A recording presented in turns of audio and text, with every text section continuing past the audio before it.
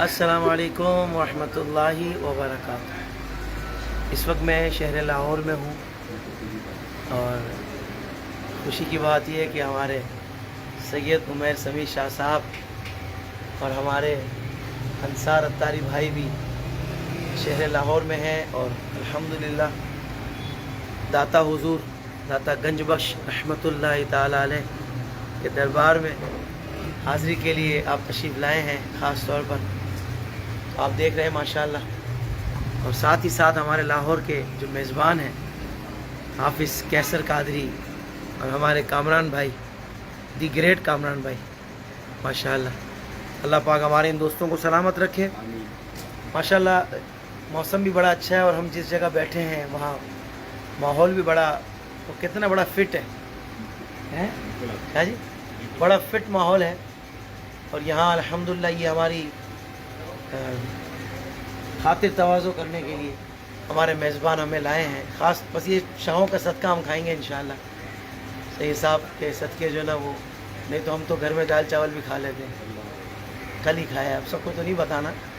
بہرحال تو الحمدللہ اللہ اس کے رسول کا کرم ہے کہ ابھی شاہ صاحب بتا رہے تھے کہ آج ان لوگوں نے حاضری دی ہے داتا صاحب کی بارگاہ میں۔ تو شاہ صاحب کیا ماحول آپ نے وہاں دیکھا ہے؟ ماشاءاللہ لاک ڈاؤن کی وجہ سے ماشاءاللہ افسا لاک ڈاؤن تھا، لیکن اس کے باوجود بھی نا سروں کا سمندر تھا ماشاءاللہ۔ ہاں۔ سر تھے، اور کتنا پیدل کتنا چلنا پڑا آپ کو؟ تقریباً 1.5 کلومیٹر 1.5 کلومیٹر تک پیدل چلنا پڑتا ہے، کیونکہ اندر گاڑی نہیں جا سکتی۔ جی ہاں، مطلب لاکھوں کی تعداد میں، بالکل ایسے ہی۔ ہاں لاکھوں کی تعداد میں عرس کے ان ایام میں حضور داتا گنج بخش رحمۃ اللہ تعالی علیہ کی بارگاہ میں ان کے معتقدین حاضری دیتے ہیں، اور کیا سمجھ کر؟ اللہ کے ولی سمجھ کر، اللہ کے پیارے سمجھ کر۔ کیونکہ ہم اہل سنت کا عقیدہ ہے کہ جب ہم اولیاء اللہ کے مزار شریف پر حاضری دیتے ہیں تو ہمارا یہ اعتقاد ہوتا ہے، ایک تو حاضری کا طریقہ یہ ہے کہ 4 ہاتھ کے فاصلے پر کھڑے ہو کر حاضری دینی ہے، قدمین شریفین کی طرف سے جانا ہے، اور وہاں کچھ اور نہیں کرنا، کچھ اور ہم نہیں کرتے جو غلط کام ہے، بلکہ ہم وہاں جا کر قرآن پاک پڑھتے ہیں، درود پاک پڑھتے ہیں، اور اس کو ایصال ثواب کرتے ہیں داتا صاحب کی بارگاہ میں، اور داتا حضور کے وسیلے سے ہم اللہ کی بارگاہ میں التجا کرتے ہیں۔ تو اللہ تعالیٰ اپنے پیاروں کے صدقے، اللہ تعالیٰ اپنے پیاروں کے صدقے ہماری پریشانیاں دور فرماتا ہے، ہم پر بھی رحمتوں کو نزول فرماتا ہے۔ حضور خواجہ غریب نواز نے 40 دن تک یہاں پر چلہ کیا، آپ نے اللہ کی عبادت کی۔ عبادت تو اللہ کی ہے، غیر اللہ کے لیے عبادت نہیں ہے، عبادت تو اللہ کے لیے ہے۔ ہاں، اور ساتھ یہ بھی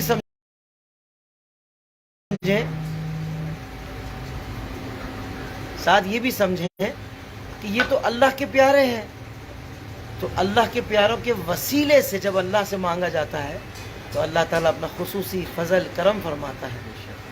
40 دن چلے کرنے کے بعد حضور خواجہ غریب نواز وجد میں جھومنے لگے اور کہنے لگے، کیونکہ ان کو اتنا نوازا گیا داتا حضور کے صدقے کہ انہوں نے کہا کہ گنج بخش فیض عالم، مظہر نور خدا، نا کسارا پیر کامل، کامل آرا رہنما۔ تو یہ الحمدللہ اہل سنت کا عقیدہ ہے۔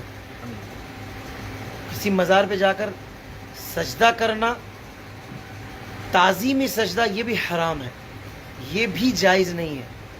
تو اگر کوئی ان پڑھ سے ان پڑھ آدمی بھی ہوگا نا، تو اس نے، اگر آپ نے دیکھا کہ وہ سجدے والی شکل اس کی بن رہی ہے یا وہ طواف کر رہا ہے، تو یہ حرام کام ہے، لیکن وہ بھی الہ سمجھ کے نہیں کرتا۔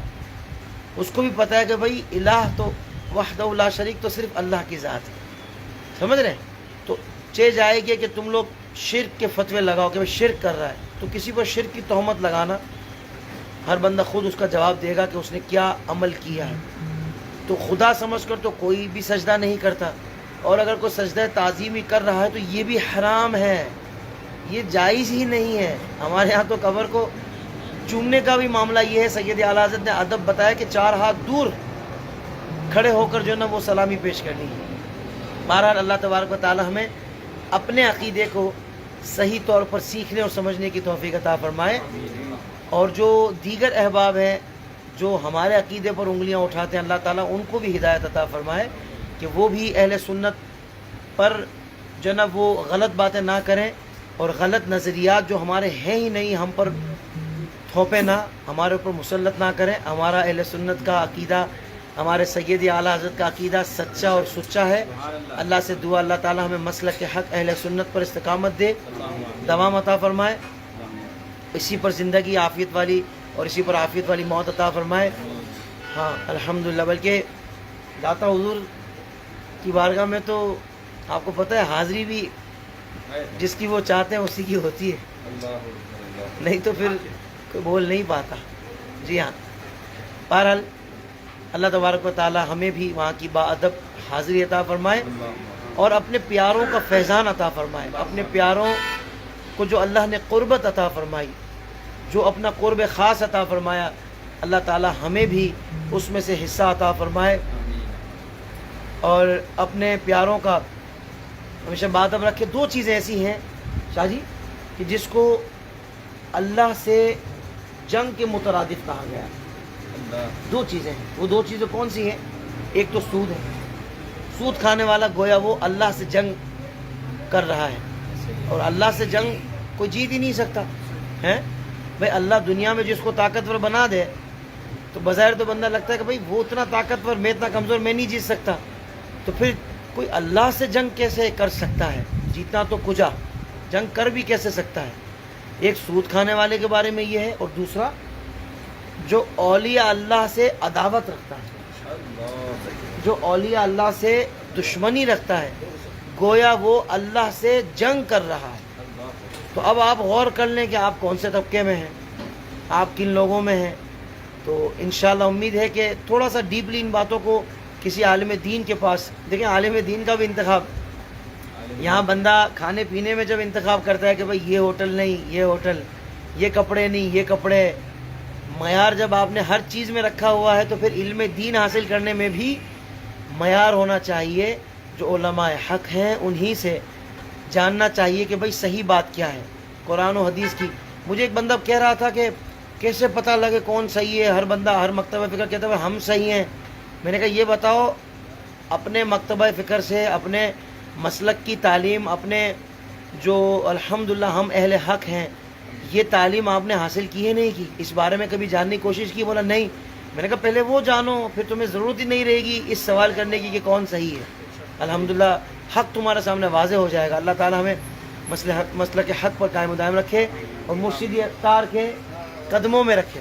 یہ دیکھیں اتاری بیٹھے ہوئے ہیں، ہم سارے اتاری الحمدللہ، ہمارے کامران بھائی بھی، ہمارے حافظ کیسر بھی، ہم سارے الحمدللہ اتاری ہیں۔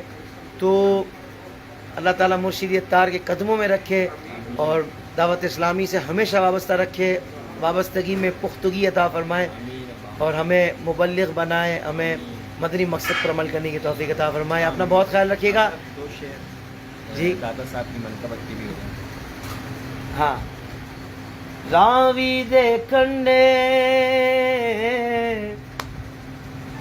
راوی دے کنڈے میرا داتا ڈیرا لایا، میں صدقے داتا تو، میں صدقے داتا تو جن لور نوان وسایا، میں صدقے داتا تو، میں صدقے داتا تو جن لور نوان وسایا۔ او کردہ کرم جدوں، او کردہ کرم جدوں تے لاؤندا نہیں او دیری، او کردہ کرم جدوں تے لاؤندا نہیں او دیری، میں در در کیوں جاواں، میں در در کیوں جاواں میرا پیر علی حجویری، میں در در کیوں جاواں، میں در در کیوں جاواں میرا پیر علی حجویری۔ جزاک اللہ خیرہ۔ السلام علیکم ورحمۃ اللہ وبرکاتہ۔